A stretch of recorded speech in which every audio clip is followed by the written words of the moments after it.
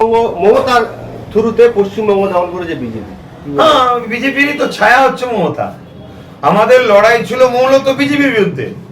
প্রশ্ন হতে পারে টিএমসির বিরুদ্ধে নয়, টিএমসি হচ্ছে বিজেপির ছায়া। ছায়াকে প্রথম শেষ করা হলো, এবারে মূল যার সঙ্গে লড়াই তাকে শেষ করা হলো। তার বিরুদ্ধে লড়াই আমাদের চলছে। তো কেন তারা পুরো দেশটাকে শেষ করছে, দেশের সম্পদকে শেষ করে ফেলছে, কর্পোরেটদের হাতে, বিজনেসম্যানদের হাতে পুরো দেশকে তুলে দিচ্ছে। যেভাবে ব্রিটিশরা ইস্ট ইন্ডিয়া কোম্পানি সহ অনেক কোম্পানির হাতে দেশকে তুলে দিয়েছিল, আজকে কেন্দ্রের শাসক ওইভাবে দেশের সম্পত্তিকে বিভিন্ন কর্পোরেট কোম্পানির হাতে তুলে দিচ্ছে। এটা কোনোভাবে দেশের নাগরিক হিসেবে মেনে নেওয়া যায় না। তাহলে সেই জায়গায় এই বাংলায় বিজেপি ছিল না। বিজেপির মাটিকে বড় আস্তে আস্তে 2011-র পর থেকে আস্তে আস্তে এই মাটিকে শক্ত করেছে। জ্যোতি বসুর প্রাক্তন যিনি মুখ্যমন্ত্রী আমার বাংলার, তিনার একটা কথা নিশ্চয়ই আপনারা জানেন। তিনি বলেছিলেন মমতা ব্যানার্জিকে উদ্দেশ্য করে যে মমতার সবচেয়ে বড় ভুল হলো বাংলায় বিজেপিকে জায়গা করে দেওয়া। সেই বাংলায় বিজেপিকে আস্তে আস্তে মাটি শক্ত করে জায়গা করেছে।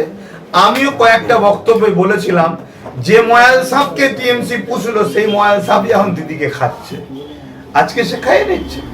তার সব আট ঘাট টাকা পয়সা, কোথায় কয়লা, কোথায় বালি, কোথায় চাকরি চুরি, কোথায় স্বাস্থ্য চুরি, সব কিছু দুর্নীতির মানে ফাইল, চুরির ফাইল এখন ইডি সিবিআই বিজেপির হাতে চলে গেছে।